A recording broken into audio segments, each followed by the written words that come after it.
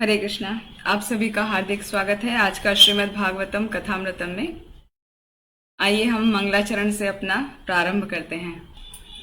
ओम अज्ञानतिमिरन्धस्य ज्ञानञ्जनाशलाकया चक्षुरुन्मिलितं येन तस्मै श्रीगुरुवे नमः। श्रीचैतन्यमनोभीष्टं स्थापितं येन भूतले स्वयं रूप कदा मह्यं ददाति स्वपदान्तिकं। वन्देऽहं श्रीगुरो श्रीयुतपदकमलं श्रीगुरुं वैष्णवांश श्रीरूपं साग्रजातं सहगणरघुनाथान्वितं तं सजीवं साद्वैतं सावधूतं परिजनसहितं कृष्णचैतन्यदेवं श्रीराधा कृष्णपादान् सहगणललिता श्रीविशाखान्वितांश्च। हे कृष्ण करुणा सिंधो दीनबंधो जगत्पते गोपेश गोपिका कांत राधा कांत नमोस्तुते।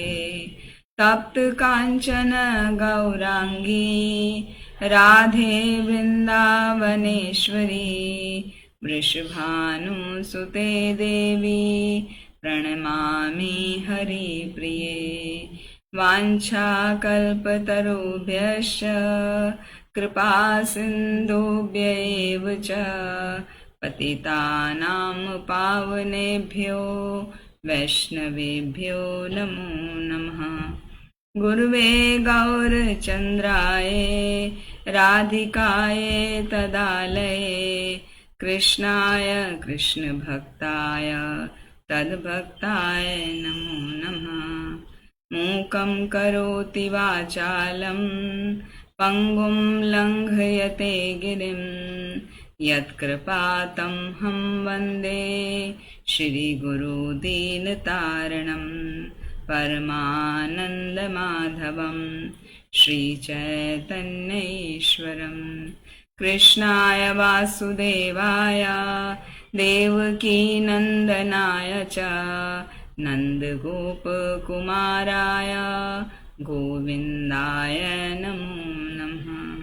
नमो विष्णुपादाय कृष्णप्रेष्ठाय भूतले श्रीमते भक्तिवेदान्त स्वामिनिति नामिने।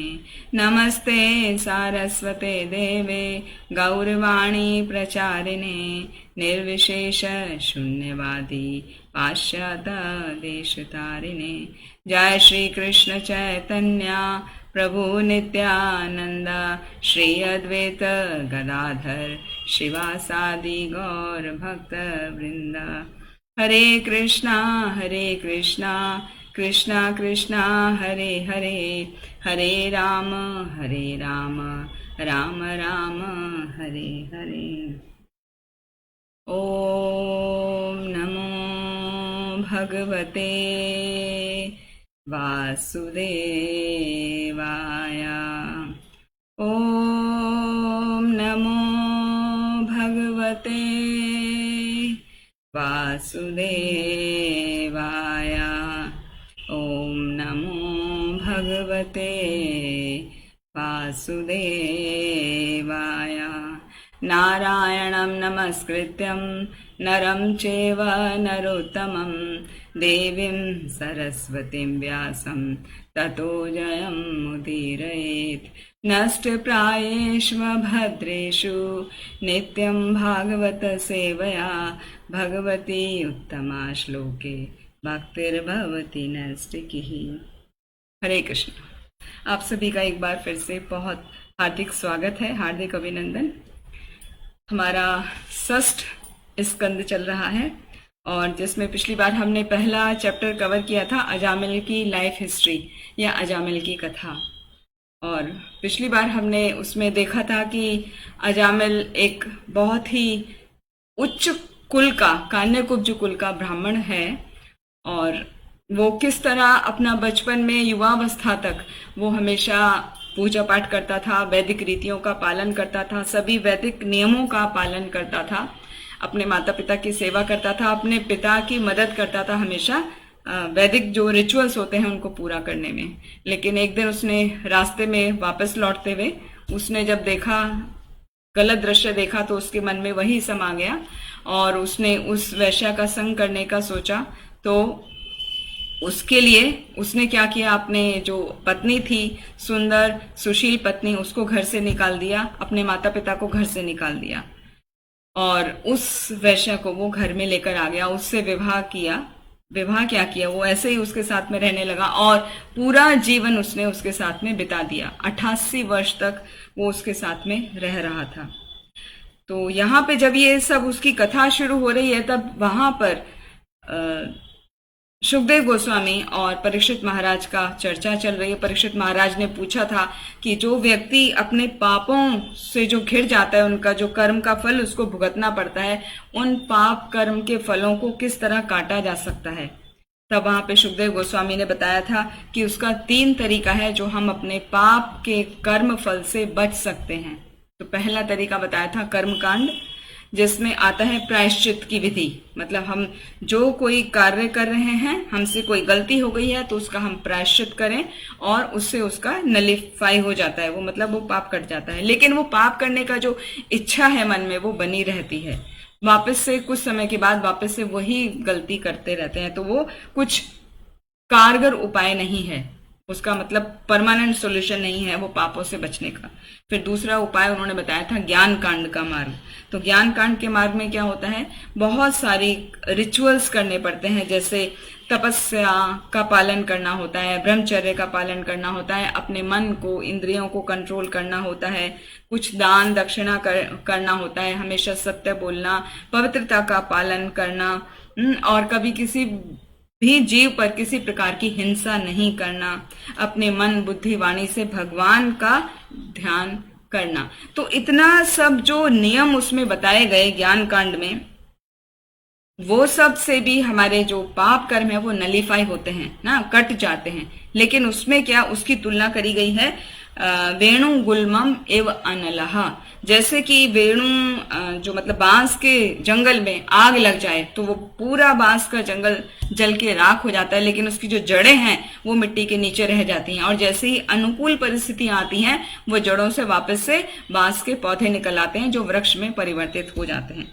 तो ज्ञान कांड के मार्ग को इस तरह बताया कि उसका लगता है कि पाप कर्म खत्म हो गए, जो संचित पाप कर्म है वो कट गए, लेकिन जैसे ही आपको फेवरेबल कंडीशन मिलेंगी आप वापस से वही पाप कर्मों में लिप्त हो जाओगे। तो वो भी कोई बहुत अच्छा तरीका नहीं है पापों से बचने का। तो तीसरा तरीका उन्होंने बताया था भक्ति का मार्ग। भक्ति का मार्ग क्या है, उसकी तुलना करी गई थी निहारम एवं भास्करा, और वहां पे श्लोक आया था केचित केवलया भक्ता वासुदेव परायण अघम धुन्वंती कास्नेना निहारम एव भास्करा। जैसे भास्कर सूर्य भगवान के आने से, सूर्य का जब उदय होता है तो कोहरा छट जाता है, अपने आप चला जाता है। उसी प्रकार जब व्यक्ति भक्ति का मार्ग अपनाता है, भक्ति में लग जाता है, भगवान को समर्पित हो जाता है, तो उसके पाप कर्म केवल इसी जन्म के ही नहीं कटते, उसके पूर्व जन्मों के भी बहुत सारे संचित पाप कर्म कट जाते हैं। तो ये यहाँ पर उन्होंने समझाया था सुखदेव गोस्वामी ने। उसके बाद उसको और डिटेल में समझाने के लिए किस तरह उसका असर होता है भक्ति मार्ग का, ये अजामिल की कथा कही थी। तो जब ये अजामिल की कथा हमने अभी जैसे शॉर्ट में बताई, वो 88 वर्ष का हो गया अजामिल, और उसका अभी मरणासन्न अवस्था आ गई, वो मरने वाला है। तो उसको लेने के लिए 3 यमदूत वहां पर आए, और तीनों यमदूत देखने में बहुत ही भयावने लग रहे थे। तो वो डर गया, और डर के उसने क्या किया, अब उसके छोटे पुत्र का, सबसे छोटे पुत्र का नाम नारायण उसने रखा था। तो वो चिल्लाने लगा बिल्कुल निरीह अवस्था में, एकदम बेबस होके, नारायण नारायण ऐसे करके जब उसने 3 बार नारायण अपने पुत्र को आवाज दी, तो क्या हुआ, वो नारायण नारायण ये 4 शब्द सुन के विष्णु दूत तुरंत वहां प्रकट हो गए। 4 विष्णु दूत प्रकट हो गए, और जब वो 4 विष्णु दूत प्रकट हुए तो वो देख के घबरा गए। अब यमदूत घबरा गए कि हमारे होते हुए ये कौन आ गया है। तो उनसे पूछने लगे कि आप कौन है, कहां से आए हैं। हाँ, हम आज तक तो ऐसा कभी हुआ ही नहीं कि हमारे होते हुए कोई और आया हो, हम उसके आत्मा को खींच के लेके जा रहे हैं, तो आप कहां से आ गए हैं। आपको देखने से तो लगता है आप किसी देवता के स्वरूप जैसे हैं या विष्णु के दूत जैसे हैं, इस तरीके से आपका शारीरिक सौंदर्य लग रहा है। तो आप बताइए आप कहां से आए हैं, कौन हैं। तो विष्णु दूत वहां पर कहने लगे, हमको पता है आप यम के दूत हैं, यमराज जो हैं आप उनके दूत हैं, और हम विष्णु दूत हैं, लेकिन आप हमें कुछ प्रश्नों का उत्तर दीजिए। तो विष्णु दूत यमदूत को पूछने लगे। उन्होंने 3 प्रश्न पूछे। पहला प्रश्न पूछा कि धार्मिक सिद्धांतों का क्या अर्थ है, क्योंकि वो बता रहे हैं ना कि हम तो धर्म का कार्य कर रहे हैं, वो धर्म के अनुसार अजामिल की आत्मा को लेके जा रहे हैं। तो उनका पहला प्रश्न था विष्णु दूतों का यमदूत से कि धार्मिक सिद्धांतों का अर्थ क्या है। तो वहां पे उन्होंने बताया यमदूतों ने कि धर्म वो होता है जो भगवान के मुख से निकला है, भगवान के मुखारविंद से जो आदेश निकले हैं उन आदेशों को हम धर्म कहते हैं।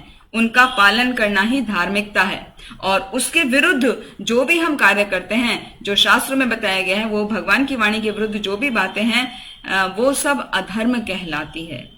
तो धर्म वो हुआ जो भगवान के आदेशों का पालन करना, और भगवान के आदेशों का पालन नहीं करना अधर्म हुआ। तो उसके बहुत सारे श्लोका के साथ में पिछली बार समझाया था। फिर उन्होंने दूसरा प्रश्न पूछा था कि वास्तव में दंड का भागी कौन है, किसको दंड मिलना चाहिए।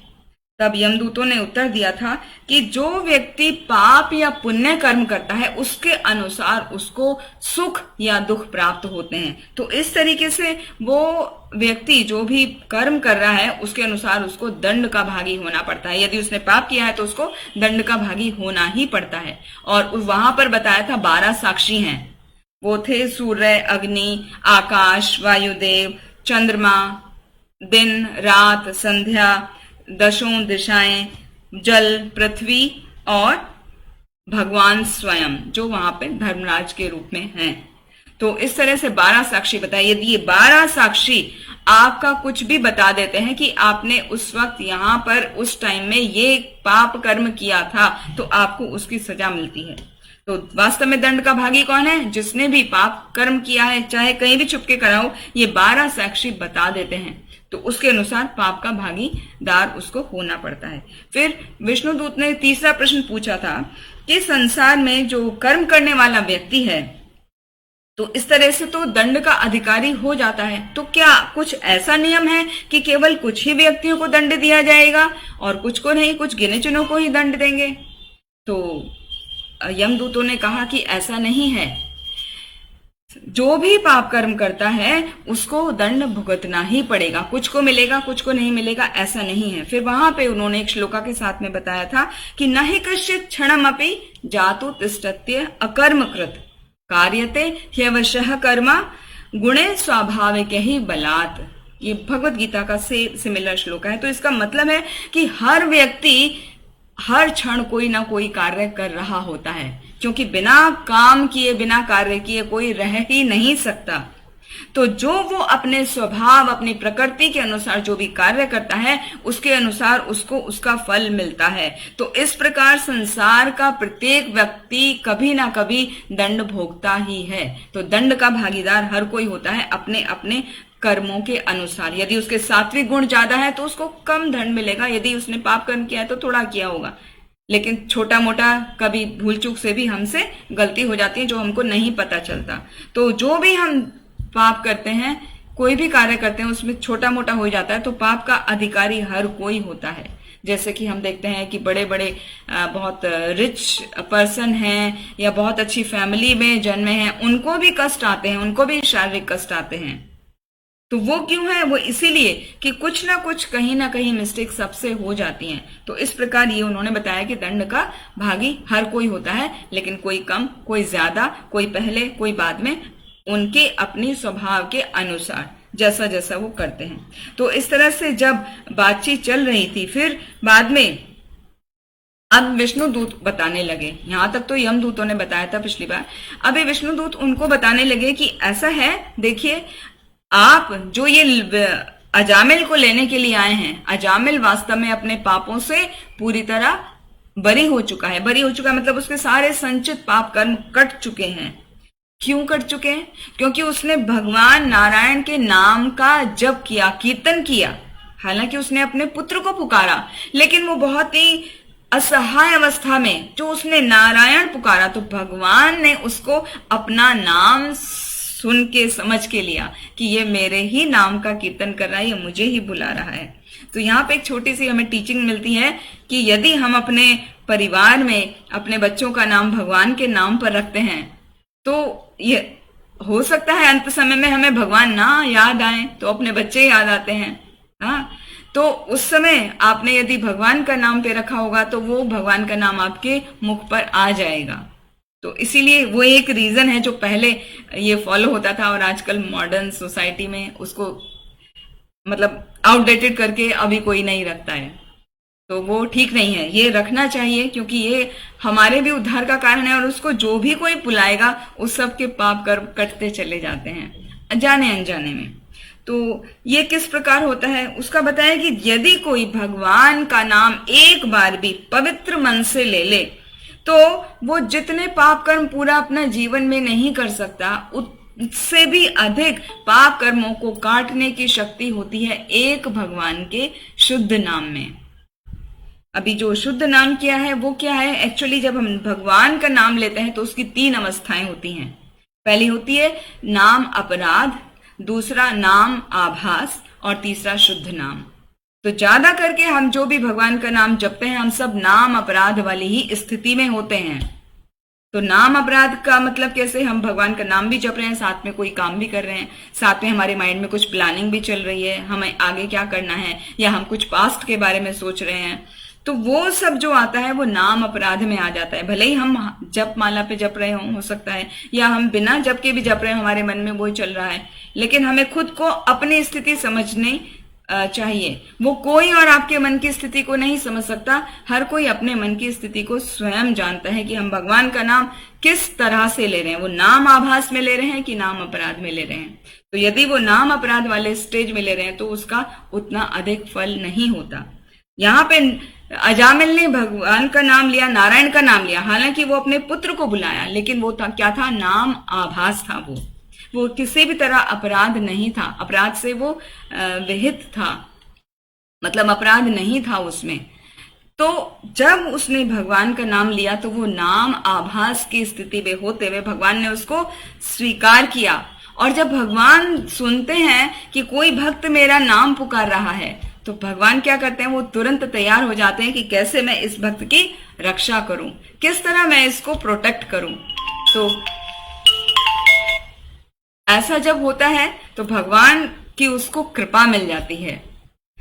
तो यहाँ पे विष्णुदूत बता रहे हैं कि इस तरह से भगवान के जो भी व्यक्ति उनकी नाम का, उनके गुण का, उनका लीलाओं का जो भी स्मरण करता है उससे क्या होता है? उसके जो हृदय में सुप्त कृष्ण भावनामृत है वो जागृत हो जाती है।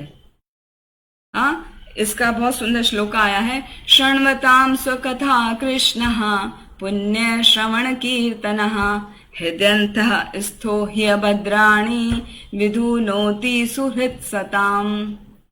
क्या जब हम भगवान के नामों का कीर्तन करते हैं या श्रवण करते हैं या उनके रूप गुण लीला इनको सुनते हैं तो क्या होता है? हमारे हृदय में जो अभद्र हैं, हृदयंतः स्थो ही अभद्राणी, हमारे हृदय के जितने भी अभद्र हैं वो विधुनोति, वो धुल जाते हैं, वो कट जाते हैं। और सुहृत् सताम, पुण्य, हमारे अंदर पुण्य की जागृति हो जाती है। मतलब जो हमारे अंदर भक्ति सुप्त रूप में हृदय में थी वो जागृत हो जाती है, जिसे कहते हैं डोरमेंट स्टेज में जो थी कृष्ण भावना, हमारा जो कृष्ण प्रेम था वो डोरमेंट स्टेज में था, वो जागृत अवस्था में आ जाता है।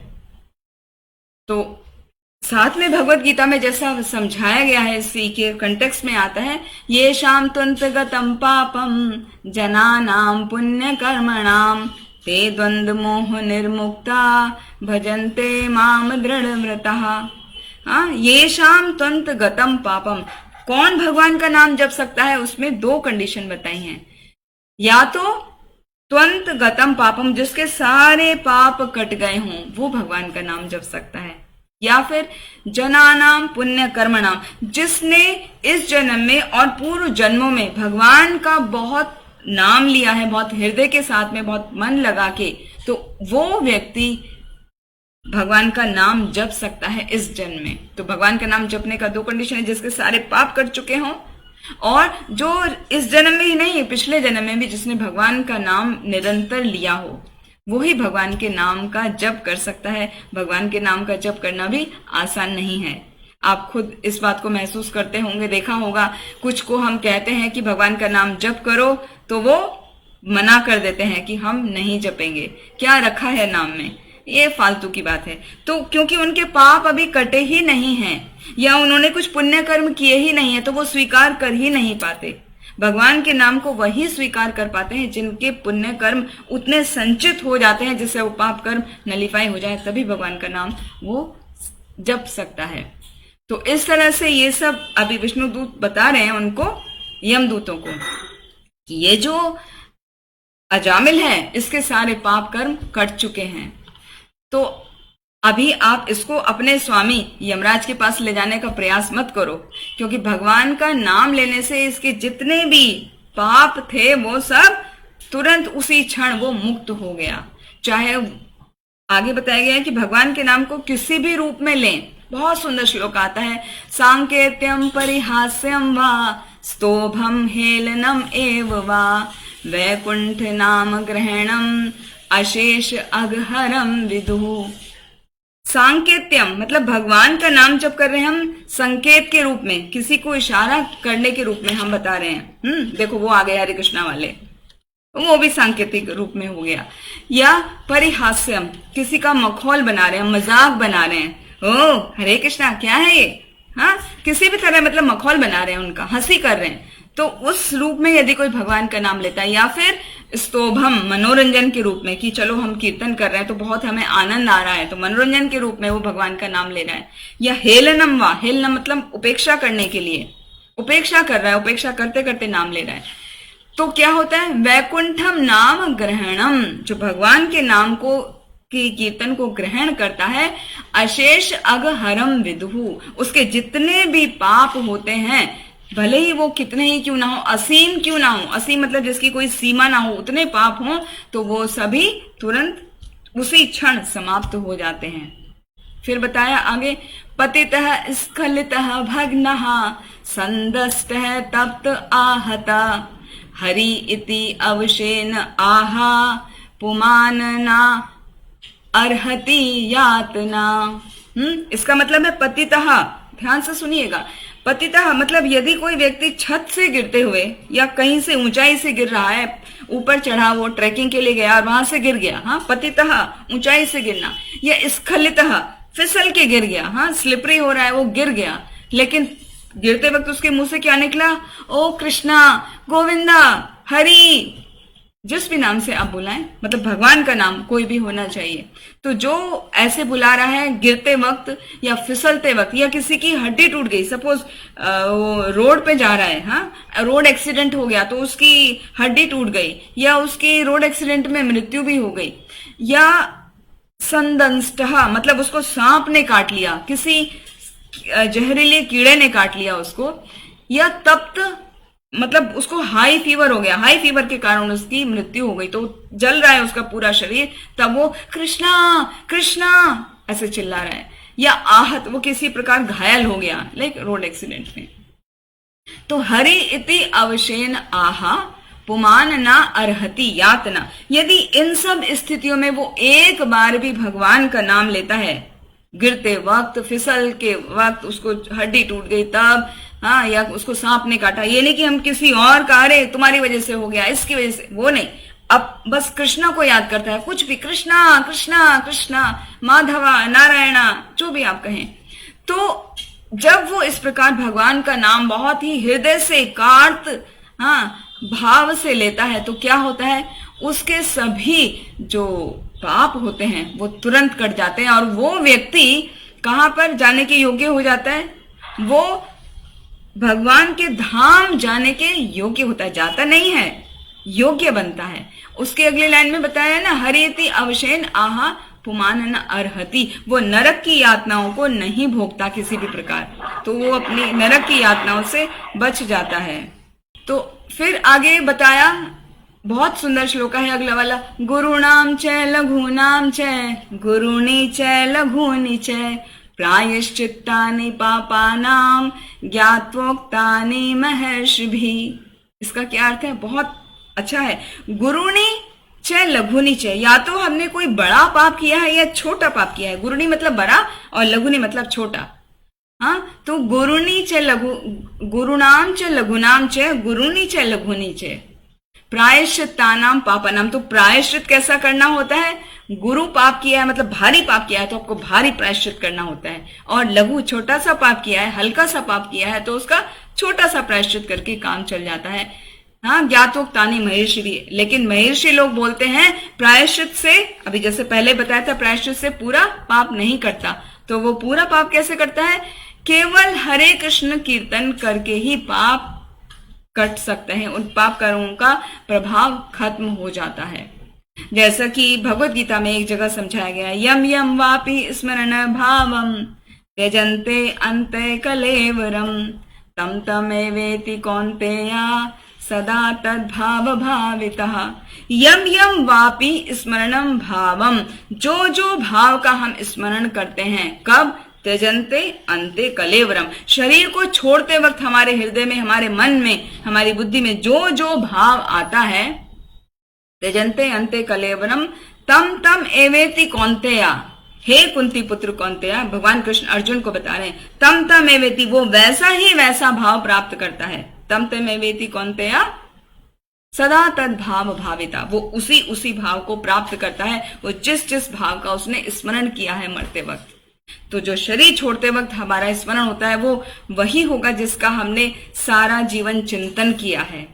यदि हमने, जैसे अभी अजामिल के केस में देख रहे हैं, वो अपने पुत्र से बहुत ज्यादा आसक्त था, बार बार उसको बुलाता था, नारायण यहाँ आओ, नारायण बैठ जाओ, नारायण दूध पी लो। उसको नारायण बहुत प्रिय था, तो वो हर समय नारायण नारायण नारायण करता था। तो उसे क्या याद आया? नारायण याद आया। तो जो जो भी भाव का हम स्मरण करते हैं, हमारा नेक्स्ट बर्थ जो होता है वो उसी उसी भाव में वही वही हमको शरीर मिलता है। तो इसीलिए कहा जाता है कि बार बार बार बार हमें हरे कृष्ण का कीर्तन करना चाहिए। और हरे कृष्ण का कीर्तन क्या है? हरे कृष्णा कृष्णा कृष्णा हरे हरे, हरे राम राम राम हरे हरे। हर समय सततम ये हमारे जिह्वा पे चलते रहना चाहिए। हम कुछ भी कार्य कर रहे हो ये चलते रहना चाहिए, तभी अंत समय में हमारे मुख पर वो आ पाएगा। वरना जो भी दिमाग में चल रहा है, सबको अपने दिमाग की स्थिति मालूम है, मन की स्थिति पता है, वही भाव उस समय आएगा। और भगवान ने बताया है, खुद घोषणा की है कि वही वही भाव आता है, जो जो भाव आता है वही वही उसको शरीर मिलता है। तो इसीलिए हमको उससे बचने के लिए बार बार एक ही बात कही जाती है कि चैंट हरे कृष्णा, चैंट हरे कृष्णा, चैंट हरि नाम, है ना। और आता भी है जैसे हरे नाम एव केवलम कलौ नास्तिव नास्तिव नास्तिव गतिर अन्यथा। भगवान का नाम के अलावा और कोई गति नहीं है, तो हरि का नाम ही लेना चाहिए। फिर आगे बताया, यद्यपि जितने भी तपस्या हैं, व्रत हैं, दान हैं, तो पुण्य कर्म तो नष्ट हो सकते हैं, लेकिन उनका प्रभाव, जो उनकी गहरी जड़ें जमा हैं, वो नहीं जा सकती। तो उस जैसा ही दूसरा श्लोक है, ते स्थानी अघानी पूयन्ते तपः दान व्रताधिभि ना अधर्मजम तम हृदयम तत् अपि ईश अंघ्रि सेवया। ये कैसे करता है? ये तत् अपि ईश अंघ्रि सेवया, जब हम भगवान के चरणों की सेवा करते हैं, यानी भगवान के प्रति समर्पित होकर भगवान का नाम जब लेते हैं, तो हमारे सारे पाप कट जाते हैं। इसके अलावा कोई उपाय नहीं है। तो इसको किस तरह बताया है? इसको एग्जाम्पल बताया है तुलना करके, कि जिस प्रकार एक कोई रोगी है, रोगी को औषधि दी जा रही है और रोगी को औषधि के बारे में नहीं पता है, वो किस पर्पस के लिए औषधि क्या है उसको डिटेल नहीं पता है कुछ भी, लेकिन वो औषधि ले रहा है, तो वो औषधि उसको प्रभाव दिखाएगी लेकिन दिखाएगी? आंसर है दिखाएगी। भले ही रोगी को नहीं पता कि इस औषधि से मुझे फायदा होगा कि नहीं होगा, या मुझे लेना चाहिए या नहीं लेना चाहिए, बस दिया है हमने खा लिया, तो वो प्रभाव उसको आएगा ही आएगा। इसी प्रकार भगवान के नाम का जब हम कीर्तन करते हैं तो कुछ भी हो, कीर्तन का प्रभाव अपना आता ही है। और उसको एक और एग्जांपल से बताया, जैसे एक आग लगी है और वहां पे घास रखी है, तो घास क्या है, वो तुरंत जल जाती है, चाहे उसको कोई बड़ा आग लगाए उस घास में या कोई बच्चा ही क्यों ना लगाए, तो वो आग तुरंत पकड़ लेता है, पूरा घास जल के राख हो जाती है। इसी तरह पाप कर्म जो है वो भगवान का नाम जपने से कट जाते हैं। तो हम यदि जानबूझ के भी ऐसा नहीं करेंगे, भगवान का नाम नहीं लेंगे, तो क्या बेवकूफी होगी हमारी। तो वही बताया है कि हमें जो है बार बार भगवान का नाम लेना चाहिए। तो यहां पर विष्णु दूतों ने यमदूतों को समझा दिया अच्छे से कि पाप किस तरह कट जाएंगे। तो इस अजामिल के पाप कट चुके हैं, तो उन्होंने क्या किया, यमपाश जो बांधे थे, वो रस्सियां बांधे थे, वो खोल दी। और जब खोल दी तो यमदूत बहुत परेशान हो गए और वो वहां से निकल चले कि जाके हम अपने स्वामी से पूछेंगे कि ये क्या माजरा है, ये ऐसा क्यों हुआ, आज तक तो हमारे साथ ऐसा कभी हुआ नहीं। और इधर वो चले गए।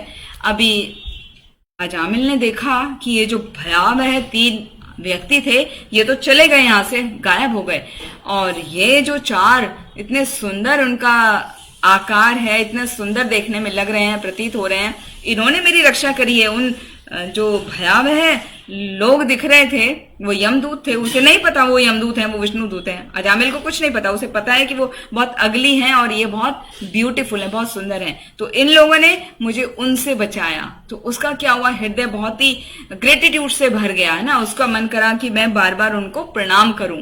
तो वो प्रणाम करने लगा, और प्रणाम करके वो जैसे ही उनको ग्रेटिट्यूड के कुछ वर्ड्स बोलने वाला था, तो विष्णु दूत को तुरंत लगा कि ये अभी कुछ बोलने वाला है, तो वो तुरंत वहां से गायब हो गए, अंतर्धान हो गए। और अजामिल का जो पूरा मन था वो पवित्र हो चुका था, क्योंकि उसने भगवान का नाम का जप किया, उसने विष्णु दूत के दर्शन किए। तो उसको लग रहा था कि कैसे मैं भगवान के नाम का यश का गान करूं, क्योंकि उसे समझ आ गया था कि जो मैंने बचपन से लेके अपना युवावस्था तक जो मैंने भक्ति करी थी, ये शायद उसी का फल है मुझे, कि मैं अंत समय में भगवान के नाम का जप कर सका। और वो जो मैंने संग किया था उस समय में, वो संग का प्रभाव है कि मुझे भगवान के दूतों के दर्शन हुए हैं। तो ये बात उसको समझ में आ गई, तो उसके हृदय का वो ज्ञान प्रकाशित हो गया। और जैसे ही इस ज्ञान में वो और अधिक संतप्त हो जाए, इसीलिए वो वहां से गायब हो गए। कौन? विष्णुदूत, जिससे उसको और गहन आत्म साक्षात्कार हो सके, इसलिए वो वहां से चले गए। तो जब वो चले गए तो अजामिल घोर पश्चाताप करने लगा। अहो, मैं कैसे अपने इंद्रियों का दास बन गया था, और अपने सुयोग्य ब्राह्मण के घर में मैंने जन्म लिया था, और मैंने कितना बुरा कर्म किया। मैंने उस वैश्या को अपने घर में लाया और उससे पुत्रों को उत्पन्न किया। अपनी जो सुंदर सती सावित्री पत्नी थी उसको मैंने निकाल दिया घर से, और अपने माता पिताओं को दोनों को मैंने कैसे दयनीय जीवन छोड़ने के लिए, बिताने के लिए उनको छोड़ दिया, जबकि उनकी कोई देखभाल करने वाला भी नहीं था। तो मैंने उनको छोड़ दिया, घर से निकाल दिया। उन्होंने पता नहीं कितने कष्ट सहन किए होंगे, और मैं तो बहुत ही कृतघ्न हूं। कृतघ्न बोलते हैं जो किसी के प्रति कृतज्ञ नहीं होता, मतलब ग्रेटिट्यूड नहीं दिखाता, वो है ना, उल्टा अरे मेरे लिए क्या किया है, ये तो सब करते हैं इस टाइप से। तो उसे फील हो रहा है कि मैं कितना कृतघ्न बन गया हूं, तो मुझे तो नर्क में पटक पटक के यातनाएं मिलनी चाहिए। तो उसे पता है ना, इसीलिए वो सब सोच रहा है कि मैंने इतना बुरा कार्य किया है, तो मैं तो नरकों में जितना भी यातनाओं को सहन करूं वो भी कम है। फिर वो सोचने लगा, जो मैंने अभी देखा वो सपना था या रियलिटी थी, वास्तविकता है। वो जो रस्सी लेकर आए थे मुझे बांधने के लिए, वो कहाँ चले गए और ये कहाँ से प्रकट हुए।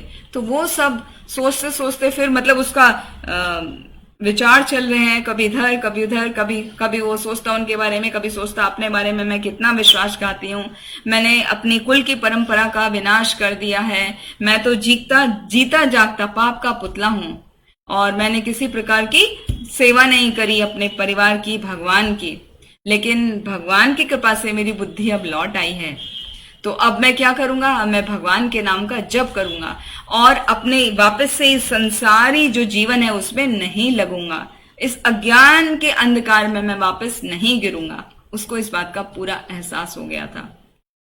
तो अभी उसने क्या, जब उसको लग गया कि मैं ये पाप पुण्य के चक्कर में नहीं पड़ूंगा, मैं कैसे उस स्त्री के हाथ में नाचने वाला कुत्ता बन चुका था, अपने आप को इस तरह वो प्रताड़ित कर रहा है, हाँ, और कह रहा है कि मैं ये सब छोड़ दूंगा, ये सब छोड़ के मैं चला जाऊंगा और अपने मन को भगवान कृष्ण के चरण कमलों पर केंद्रित करूंगा। तो ऐसा जब वो सोच रहा था तो क्या हुआ, विष्णुदूत ने तो उनके यम जो पाश थे वो काट दिए थे। तो वो विष्णुदूत चले गए, वो सोच के उसका आत्म साक्षात्कार उसको हुआ, तो अभी उठ के वो बैठ गया और जैसे ही वो उसको लगा कि सब कुछ नॉर्मल है, मैं ठीक हूं, मुझे कोई किसी प्रकार का कष्ट नहीं है, तो मन में उसने दृढ़ प्रतिज्ञा करी कि अभी मेरा मरण नहीं हुआ तो मैं अभी जो बाकी जीवन मेरा बचा है वो मैं भगवान की सेवा में लगाऊंगा। तो वो हरिद्वार चला गया वहां से और गंगा के तट पर जाके उसने भगवान विष्णु का मंदिर था, वहां पे जाके उसने उस मंदिर में वो रहने लगा और पूरे तरीके से अपने मन को और इंद्रियों को भगवान की सेवा में लगा दिया, भगवान के नाम का जप करने लगा, उनका भजन दिन रात वो करने लगा। तो इस प्रकार दिव्य रूप से वो अखंड भक्ति में लगा रह के भक्ति में ही लीन हो गया और अपने मन को, अपने बुद्धि को पूरी तरह से उसने भगवान विष्णु के चरणों पर लगा दिया। तो जब उसकी ऐसी स्थिति हो गई तो यहाँ पर बताया जाता है वो 12 वर्ष का समय था जो उसने बिताया वहां पर हरिद्वार में, और 12 वर्ष के बाद में उस तरह उसने भक्ति की, फिर वहां पे विष्णु दूत उसके सामने प्रकट हो गए। और जब अभी विष्णु दूत वहां प्रकट हो गए हैं तो उसने वही गंगा तट पर हरिद्वार में अपना पार्थिव शरीर त्याग दिया, मतलब उसका मरण हो गया, विष्णुदूत उसको अपने साथ ले गए। तो जब विष्णुदूत उसको अपने साथ में ले गए तो उसको क्या हुआ, अपना मूल आध्यात्मिक स्वरूप प्राप्त हो गया। और जब विष्णुदूत आते हैं तो उससे पहले क्या होता है, जो कोई उस योग्य होता है कि विष्णुदूत आए तो वो उसका स्वरूप भी विष्णु के ही जैसा बन जाता है। जैसा कि हम यहाँ देख सकते हैं, यहाँ पर दिखाया गया है, ये सोने का रथ है जिसपे 4 विष्णुदूत आए हैं और यहाँ ये जो है ये अजामिल है। तो आप देख सकते हैं यहाँ पे जो अजामिल है ये भी बिल्कुल विष्णु दूत जैसा ही लग रहा है। तो जब अपना स्वरूप प्राप्त होता है, जब व्यक्ति को, आत्मा को अपना असली जो आध्यात्मिक स्वरूप है वो प्राप्त होता है तो विष्णु जैसा ही लगता है। इसे बोलते हैं सारूप्य मुक्ति। तो अजामिल को वो सारूप्य मुक्ति प्राप्त हो गई और वो विष्णु दूत उसको लेके चले गए वहां से। तो अभी इनका तो हो गया कंप्लीट यहाँ पर एपिसोड। अभी फिर क्या होता है, यमदूत जो गए वहां पर यमराज के पास संयमनीपुरी, वहां पहुंचे और उनको प्रश्न पूछने लगे कि हे प्रभु आप बताइए कि इस जगत का नियंत्रण करने वाला कौन है, आप हैं कि आपके अलावा भी कोई और है?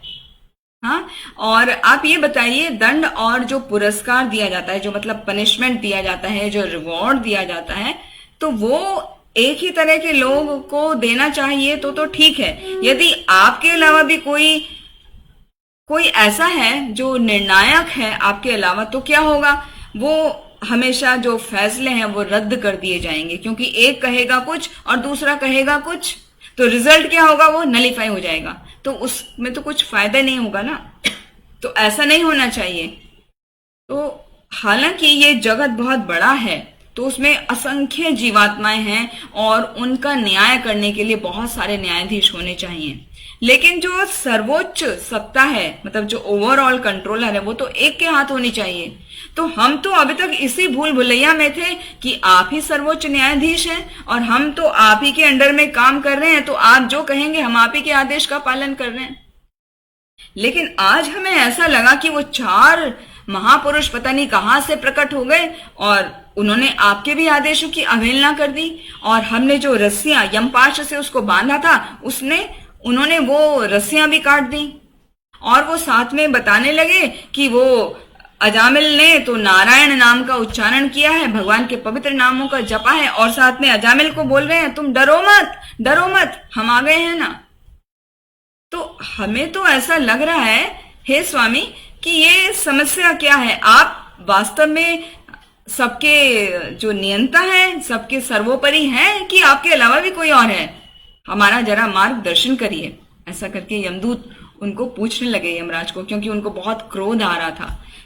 क्यों क्रोध आ रहा था कि पहली बार उनकी लाइफ में ऐसा हुआ कि कोई ऐसा उनको बोल रहा है कि आप ये मत करो, वरना तो अब तक जहां भी जाते हैं यमदूत उनका आत्मा को बांध के, यमपाश बोलते हैं उसको, उससे बांध के निकाल के लेके जाते हैं। तो आज तक तो हमें किसी ने रोकने का प्रयास ही नहीं किया, आज ये कैसा पहली बार हमने देखा है। तो यमदूत तो बेचारे बुरी तरह उलझन में फंसे हुए थे। तो कि हमें समझ ही नहीं आ रहा कि विष्णु दूतों ने उन्हें क्यों मुक्त कर दिया। हम तो दंड देना चाह रहे थे, वास्तव में ऐसा नहीं होना चाहिए ना। दो सत्ता होंगी, तो जो आप व्यक्ति को दंड दे रहे हैं, दूसरा उसको क्या कर रहा है, रिवॉर्ड दे रहा है। तो ये तो बड़ा अजीब सा है, मतलब दंड कोई दे रहा है तो दूसरा दंड उसको दंड से मुक्त कर दे, उतना तो फिर भी समझ में आ रहा है। आप दंड दे रहे हैं और दूसरा आपको उसको रिवार्ड दे रहा है, तो ये तो बड़ी विपरीत स्थिति हो गई। तो हमारे समझ में नहीं आ रहा, या तो आप हमें बताइए, उनको रोकिए, नहीं तो हम क्या कर लेंगे, सुसाइड कर लेंगे। अब यमदूत जो है यमराज को बोल रहे हैं कि हम सुसाइड कर लेंगे, नहीं तो हमें पूरा खुल के बताओ कि ये क्या माजरा है। तो यमराज वहां पर वो उनके ऐसे प्रश्न सुनकर बहुत ही प्रसन्न हो गए कि आज मुझे पहली बार अपने इस नगर में, संयमनीपुरी में पहली बार भगवान नारायण को स्मरण करने का अवसर मिला है, पहली बार उनका नाम मैंने सुना है।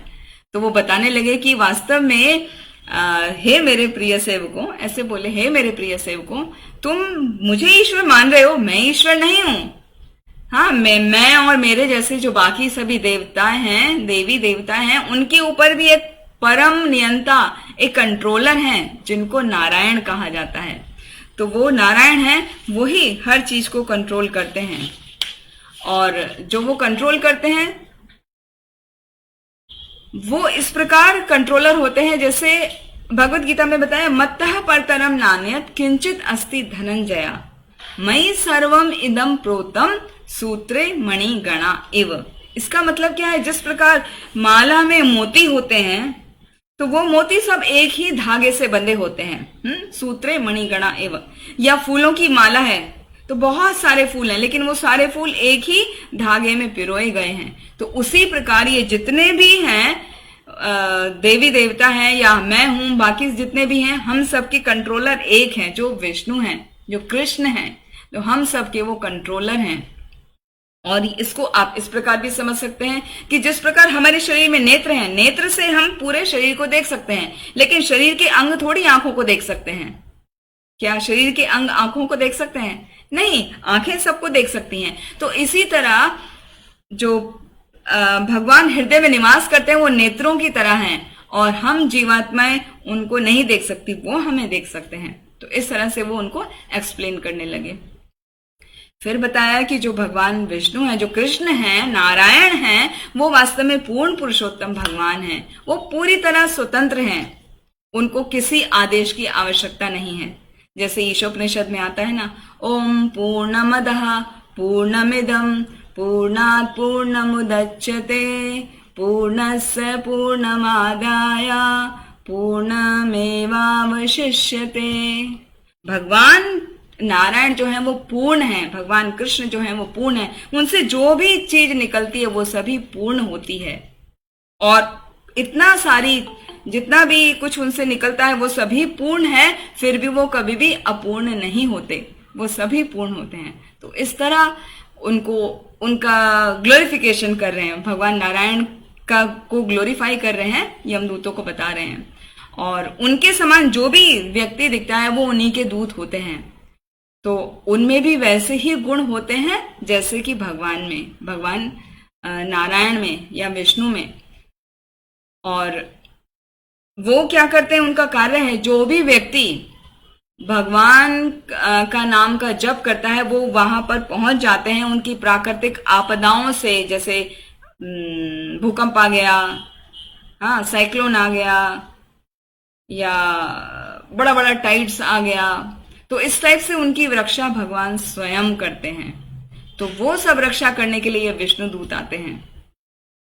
वो अपने कार्य में हर तरीके से स्वतंत्र हैं, वो किसी पर डिपेंड नहीं करते। और जो धर्म की स्थापना है वो उन्होंने स्वयं की है। जैसा कि पिछली बार हमने बताया था, धर्म का अर्थ क्या है? धर्मम तो साक्षात भगवत प्रणीतम। तो ये धर्मम तो साक्षात भगवत प्रणीतम इस चैप्टर में आता है, छठे स्कंद में। वो किस प्रकार है? धर्मम तो साक्षात भगवत प्रणीतम, न वे विदुर्षिय न अपि देवः, न सिद्ध मुख्या असुरः मनुष्यः, कुतो नु विद्याधर चारणादयः। कि ये धर्म जो है वो भगवान के मूल सिद्धांत हैं, जो भगवान के द्वारा दिया गया है, इसी को भागवत धर्म कहते हैं। और ये क्या करता है? ये भगवान की शरणागति को सिखाता है। और जिन व्यक्तियों को इसकी पूरी जानकारी होती है वो बहुत ही थोड़े होते हैं। तो वो कौन है जो धर्म के बारे में पूर्ण रूप से जानते हैं? तो वहां पर बता रहे हैं वो केवल 12 लोग हैं जो धर्म को कंप्लीट नॉलेज है, जिनको भगवान का जो बताई हुई वाणी है, जो आदेश है, जिसको पूरी तरह वो जानते हैं, वो केवल 12 लोग हैं। उनको 12 महाजन कहा जाता है। और वो कौन कौन है? तो उसका याद रखने के लिए बहुत सुंदर श्लोक है। स्वयंभू नारद शंभु, कुमार है कपिलो मनु, प्रहलादो जनको भीष्मो, बलि व्यास की वयम, 12 एते विजानीमः धर्मं भागवतं भटः, गुह्यं विशुद्धं दुर्बोधं, यं ज्ञात्वा अमृतम अश्नुते। तो यहाँ पे 12 महाजन बताए गए हैं। पहला कौन है? स्वयंभू यानी ब्रह्मा जी, फिर दूसरे नारद, तीसरे शंभु, शंभु यानी शिव जी, चौथे कुमार, 4 कुमार जो हैं, पांचवें कपिल मुनि, फिर छठे मनु जो स्वयंभू मनु हैं, इस टाइम के स्वयंभू मनु, फिर प्रहलाद महाराज, फिर जनक महाराज, फिर भीष्म देव जो महाभारत में आते हैं वो वाले भीष्म देव, फिर बलि महाराज, जो बलि महाराज की कथा आती है वामन देव के साथ में, वो वाले बलि महाराज, फिर व्यासकी कहते हैं सुखदेव गोस्वामी को। सुखदेव गोस्वामी भी 12 महाजन है। और लास्ट में बोल रहे हैं वयम माने हम सब, यानी including me means Yamraj ji खुद बता रहे। तो ये 12 महाजन हैं, केवल इन्हें ही धर्म के बारे में पूर्ण रूप से ज्ञान है। क्योंकि ये सिद्धांत जो है धर्म के वो बहुत ही गुह्य हैं। गुह्य मतलब हर कोई उसके बारे में नहीं जान सकता। तो वो हर कोई नहीं जान सकता, इसीलिए वो सामान्य लोगों की समझ से परे हैं। कोई सौभाग्य से, कोई बिरला ही धर्म को, भगवान की वाणी को, वचनों को तत्वतः समझ पाता है। तत्वतः मतलब एज इट इज, जैसा भगवान ने बताया है। तो जो तत्वतः समझ पाता है वो ही मुक्त होकर भगवत धाम को जाता है। तो जैसा बार बार बताया जाता है, भगवत धाम जाने के योग्य हो जाते हैं, लेकिन भगवत धाम वही जाता है जो पूर्ण रूप से तत्वतः समझ जाता है। जैसे भगवत गीता में आता है, जन्म कर्म च मे दिव्यम एवं यो वेत्ति तत्वतः त्यक्त्वा देहम पुनर्जन्मा नेति मामेति सो अर्जुना। कि जो मेरे जन्म को और कर्म को पूरी तरह तत्व से जानता है, वो ही इस जगत से बाहर जा सकता है। हाँ, एवं यो वेत्ति तत्वतः त्यक्त्वा देहम पुनर्जन्मा, वो अपना शरीर छोड़ने पर नेति मामेति सो अर्जुना, वो यहाँ पर वापस लौट के नहीं आता है। तो ये उन्होंने बताया। तो ये बहुत मुश्किल भी नहीं है, लेकिन बहुत आसान नहीं है। भगवत धाम जाना आसान नहीं है। तो जो मनुष्य जाति है उसमें से जो भक्ति को समझ पाता है वो क्या होते हैं? वो बहुत बिरले होते हैं। क्यों? भक्ति ही सर्वोच्च है और सर्वप्रमुख धर्म है। और भक्ति का आरंभ कहाँ से होता है? भक्ति का आरंभ होता है भगवान के नाम के जप और कीर्तन से। साथ में उनको बताने लगे कि हे सेवकों, सुनो, देखो तो कि भगवान का कीर्तन कितना यशस्वी है, क्या उसका फायदा होता है। उसका यश के बारे में बताने लगे। क्या बता रहे हैं साथ में? यश के बारे में कि जो भी व्यक्ति उनके नाम का जप करता है वो पापों से मुक्त हो जाता है। फॉर एग्जाम्पल, अजामिल ने अपने पुत्र का नाम लिया था, लेकिन लिया क्या? नारायण। तो वो मृत्यु के पाश से बच गया। मृत्यु के पाश से बच गया मतलब वो जो नरक की जो यातनाएं थी, जो हमने 5वें स्कंद के लास्ट चैप्टर में समझी थी, सीखी थी, पूरी लॉन्ग लिस्ट थी 28 नरक, कैसे कैसे यातनाएं भुगतनी पड़ती हैं। तो वो जो 28 नरकों की यातना है वो उनसे बच जाता है जो भगवान के नाम का कीर्तन करता है, और उसको एक और मौका दिया जाता है कि वो भगवान के नामों का शुद्ध रूप से उच्चारण कर सके। यदि कोई भगवान के नाम का जप कर रहा है तो ये नहीं समझना चाहिए कि हम सीधे भगवत धाम को चले जाएंगे। भगवत धाम जानना इतना आसान नहीं। अभी बताया ना, केवल 12 महाजन ही जानते हैं उस, तो तत्वतः हम जब तक नहीं जानते तब तक नहीं जा सकते। हम सिर्फ उसके योग्य बनते हैं, मतलब वो नरक की जो यात्राएं हम उनसे बच जाते हैं, और वो ही इंपॉर्टेंट है। तो साथ में बता रहे हैं कि लेकिन ये जो नाम जप है वो निरपराध करना चाहिए। और भगवान के नाम का कीर्तन और भक्ति कौन करता है?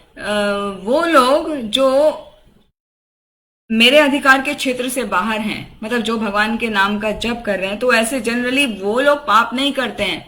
गलती से यदि उनसे कोई पाप हो भी जाता है तो कीर्तन की शक्ति उनके पाप फलों से रक्षा कर लेती है।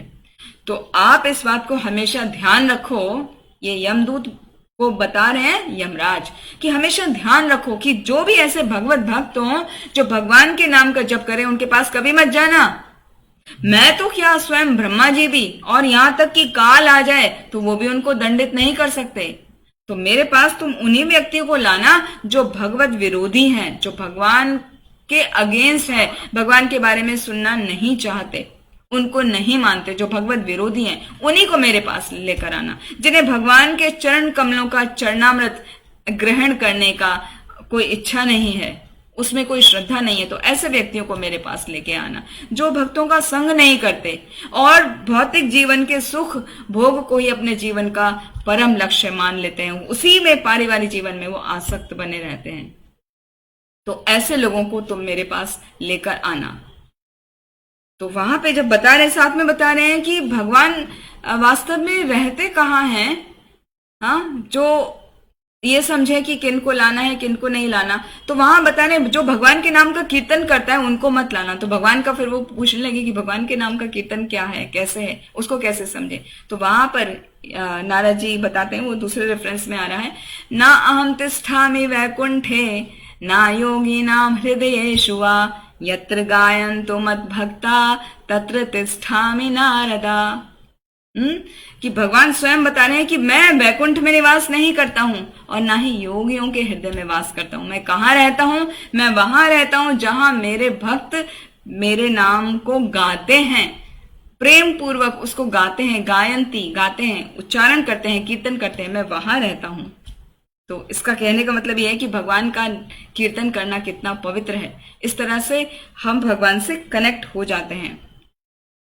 और जिनके चित्त में एक बार भी भगवान का स्मरण नहीं होता, तो उनके सम्मुख जो कभी भगवान को सिर नहीं झुकाते, ऐसे व्यक्तियों को मेरे पास लेके आना। बाकी जो भगवान के प्रति समर्पित हैं, उनका नाम लेते हैं, उनको प्रणाम करते हैं, बार बार ओबिसेंसेस करते हैं, ना 4 चीजें बताई भगवद गीता में, मन मना भव मद भक्तो मद्याजी माम नमस्कुरु मामे वेशसी सत्यम ते प्रति जाने प्रियोसी में। वो क्या है? मन मना भव, मेरा चिंतन करो, मद भक्तो, मेरे भक्त बनो, हाँ, मद्याजी, मेरी उपासना करो, मतलब मेरी पूजा करो, माम नमस्कुरु, मुझे नमस्कार करो। तो जो ये 4 चीजें करते हैं उनको डरने की आवश्यकता नहीं है। और जो ये कार्य नहीं करते उनके लिए आदेश दे रहे हैं अपने यमदूतों को कि उनको लेकर आना मेरे पास। फिर आगे बता रहे हैं कि ये जो यमराज अपने ऐसी स्थिति हो गई ना, तो उनको लग रहा था मेरे से कितना बड़ा अपराध हो गया है, मेरी वजह से मेरे सेवक ने गलती कर दी। तो वो भगवान से क्षमा मांगने लगे कि हे भगवान, मुझे क्षमा कर देना, क्योंकि मेरे सेवकों को ज्ञान नहीं था और वो एक वैष्णव को बंदी बनाकर लाने का प्रयास कर रहे थे, तो हमसे तो बहुत महान अपराध हो गया है। लेकिन उनको नहीं पता था, अज्ञानवश वो ऐसा कर गए। तो कि उन्हें नहीं पता था कि अजामिल आपका प्रिय सेवक है, तो हमारे अपराधों को क्षमा कर दीजिए। यहाँ पे उन्होंने बताया श्लोक में, शृण्वताम गृणताम वीर्याणि उद्यमानि हरेर्मुहुः यथा सुजातया भक्तया शुद्धयो शुद्धयेत नात्मामृतादिभिः। इसका क्या अर्थ है? जो व्यक्ति भगवान के नाम का, उनके कार्यों का, उनकी लीलाओं का निरंतर श्रवण करता रहता है, कीर्तन करता रहता है, बार बार सुनता रहता है, तो बहुत ही आसानी से वो शुद्ध भक्ति के स्तर पर पहुंच जाता है और उसके हृदय की जो मैल है वो साफ हो जाती है। जो कि हृदय की मैल किसी प्रकार का कोई व्रत रखने से या वैद्य कर्म कांड से वो नहीं हो सकता। व्रत का मतलब यहाँ उपवास से नहीं है। व्रत का मतलब है हमने कोई किसी प्रकार का संकल्प कर लिया, ओ हम ऐसा करेंगे, या लाइक हम डिफरेंट ग्रहों की पूजा करेंगे, ग्रह शांति करेंगे, वैदिक कर्म कांड ये सब करेंगे, तो उससे हृदय शुद्ध नहीं हो सकता। हृदय शुद्ध होगा तभी जब हम भगवान के नाम का कीर्तन करेंगे। तो इस तरह एक और रेफरेंस नारायण रामायण में मिलता है, जैसे कली केवल नाम आधारा, सुमिर सुमिर नर उतरे पारा। कि कली युग में केवल भगवान का नाम ही आधार है, उसी का बार बार हम स्मरण करते हैं, स्मरण करके हम इससे पार उतर सकते हैं। जैसा कि श्रीमद् भागवतम में भी बताया गया है, 12वें स्कंद में आता है, कृते यद ध्यायतो विष्णु त्रेतायाम यजतो मखे द्वापरे परिचार्यायाम तदो कली हरि कीर्तनाथ। कि जब सतयुग था तो सतयुग में क्या था, भगवान विष्णु पर ध्यान लगाना, मेडिटेशन एक तरीका था भगवान को प्राप्त करने का। फिर जब त्रेता युग आया तो यजतो मखे, जो हवन है, यज्ञ हैं, वो बड़े बड़े करे जाते थे, वो था तरीका भगवान को प्राप्त करने का। द्वापरे परिचर्यायाम, द्वापर युग में था भगवान की उपासना करना, उनकी पूजा करना, विग्रह सेवा करना, वो द्वापर युग में तरीका था। लेकिन अभी कली हरि कीर्तना, जो कलयुग में है, वहां एकमात्र बताया गया है उपाय हरि का कीर्तन। तो हमें हमेशा हरे कृष्ण कृष्ण कृष्ण हरे हरे, हरे राम राम राम हरे हरे, ये जपते रहना चाहिए निरंतर। हम किसी भी अवस्था में हो, चाहे हम प्रसन्न हैं, चाहे हम दुखी हैं, चाहे हम बीमार हैं, चाहे हॉस्पिटलाइज हैं, कोई भी स्थिति होने दो, हमको अपने आप को इस तरह से ट्रेंड करना चाहिए, अपने मस्तिष्क को, अपने मन को, कि हमारे मुख से, हमारी जिह्वा से निरंतर भगवान का नाम ही निकलता रहे। हाँ, जैसे भक्ति रसामृत सिंधु में भी आता है, सेवान मुखे ही जिह्वा दो स्वयमेव स्फुरति अदः, अतः श्री कृष्ण नाम आदि ना भवेद ग्राह्यम इंद्रिय, सेवान मुखे ही जिह्वा दो स्वयमेव स्फुरति अदः। कि भगवान के नाम को हम बाकी इंद्रियों से नहीं समझ सकते, उनकी सेवा उतना आसानी से नहीं कर सकते। इसकी शुरुआत होती है सेवान मुखे ही जिह्वा दो, जिह्वा के द्वारा। तो जिह्वा के दो कार्य हैं, प्रसाद पाना मतलब खाना खाना, आप खाना समझते हैं तो भक्त लोग बोलते हैं इसको प्रसाद, हाँ प्रसाद पाना, और दूसरा बोलना। तो बोले तो भगवान के लिए उनका गुणगान करें, भगवान के नाम का जप करें, और खाएं तो कृष्ण प्रसाद खाएं, भगवान को भोग लगा के खाएं। तो इस तरह से हम अपने आप को भगवान की सेवा में लगा सकते हैं। ये बहुत ही सरल तरीका है भगवान में अपने आप को लगाने का, इसमें कोई भी कष्ट नहीं है किसी भी प्रकार का। तो सभी को ये कोशिश करनी चाहिए कि अपने मन को भगवान के चरण कमलों में स्थापित करके भगवान के नाम का कीर्तन निरंतर करने की आदत डालें। तो इस प्रकार यमराज के मुख से भगवान नारायण और उनके पवित्र नाम की अद्भुत महिमा को सुनकर यमदूत जो थे वो बड़े चकित रह गए, विस्मित रह गए। और उस दिन से जब भी वो भगवत भक्तों को देखते हैं, भगवान के भक्तों को देखते हैं, तो उन्हें एकदम डर लगता है, भयभीत हो जाते हैं कि वहां हम जाएंगे नहीं, क्योंकि वहां पे तो क्या होगा, विष्णु दूत आ जाएंगे, तो हमें वहां से भागना पड़ेगा। तो इसलिए वो उनकी तरफ देखते ही नहीं है। तो यहाँ पर ये चैप्टर फिनिश होता है, और जैसे ही फिनिश होता है वहां पे सुखदेव गोस्वामी अंत में बोल रहे हैं कि ये जो मैंने तुम्हें कथा सुनाई है ना, अजामिल का जो वृतांत सुनाया है, अजामिल का लाइफ हिस्ट्री पूरा बताया, और साथ में ये विष्णु दूत और यमदूतों का जो वार्तालाप बताया है, ये मुझे महर्षि अगस्त्य ने बताया था जब वो मलय पर्वत में रह रहे थे। उस समय मैं उनके पास गया था, तो ये गुह्य, अत्यंत गुह्य ज्ञान है, वो इसका इतिहास मुझे उन्होंने सुनाया था। तो मतलब ये सच्ची घटना है, इसमें कुछ गलत नहीं है। वो नहीं समझना चाहिए कि ये कथा में ऐसे ही आ रही हैं। ये वास्तविक इतिहास है। इतिहास का मतलब होता है वो वास्तव में बीत चुका है पहले। तो इस प्रकार हमारा ये चैप्टर फिनिश होता है। और यहाँ पर जो हमारे इंपॉर्टेंट पॉइंट्स थे वो हमने आज ये समझे कि हमें भगवान का नाम निरंतर जपना चाहिए, और वो इस स्थिति तक हमें आना चाहिए कि चाहे हम गिर भी जाएं, फिसल भी जाएं, हमें किसी प्रकार का चोट भी लग जाए तो आउच की बजाय कृष्णा, माधवा, नारायणा ये हमारे मुंह से निकलना चाहिए, गोविंदा। जब वो स्थिति आ जाए तो आप समझिए कि आप अभी कृष्ण भक्ति में या भगवान की कृपा पाने के लिए तैयार हो गए हैं। भगवान की कृपा आपको जरूर मिलेगी। तो साथ में ये भी समझना चाहिए कि हमें हर अपने पाप कर्मों का और पुण्य कर्मों का फल भुगतना ही पड़ता है। तो उन सब का काटने का एकमात्र तरीका हरि नाम ही है। इसके अलावा और कोई तरीका नहीं है, नहीं है, नहीं है। इसी के साथ हम अपनी वाणी को यहीं विराम देते हैं। आप सभी का बहुत बहुत धन्यवाद। श्रीमद् भागवतम की जय।